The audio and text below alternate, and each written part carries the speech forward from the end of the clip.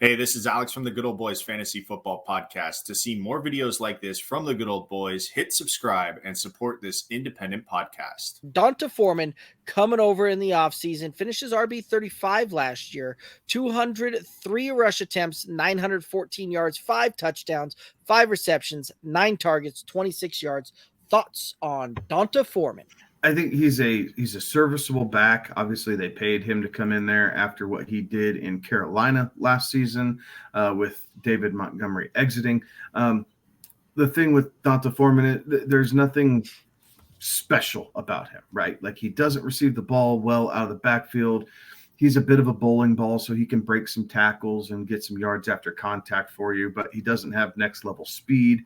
He's not really running away from linebackers, let alone once he gets in the secondary, there's going to be a lot of tackles from behind on him. But I do think that at the beginning of the year, the initial volume is going to be there, at least on the rushing side. I think Khalil Herbert's, we'll get into him in a bit.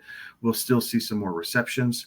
But overall, Foreman, it wouldn't surprise me if he finishes maybe right at or slightly better than RB 35, something similar. He might eclipse 1,000 yards, but I think in this offense, the running back always gets shortchanged, if you will, because of Justin Fields and his ability to run the ball. That's kind of where I'm at too with a lot of, I mean, look, I played the David Montgomery game last year and year previous, and like it was effective, but D'Onta Foreman is not David Montgomery. So I would say that, what you see is what you get. I don't think that D'Onta Foreman is going to wow us and all of a sudden jump up into RB1 territory, but this feels like it would be a really good, if he backed up last season with this, feels like it would be, right on par. No, you're absolutely right. And it's funny because when you look at it, right, like this is the offense. This is an offense from a run pass ratio mix. Like this is an offense that should have running back scoring points in bunches. But again, right, it's not all going to the running back.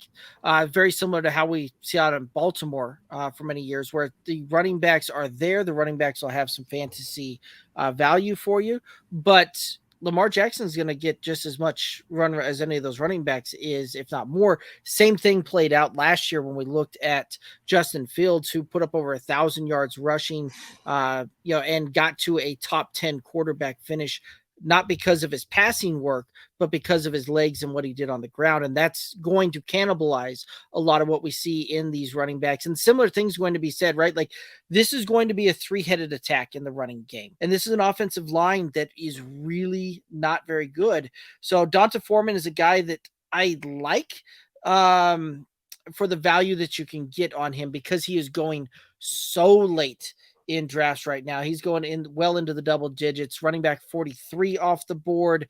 123 kind of overall is kind of where a lot of folks kind of have him going. So right at the beginning of the 11th round there.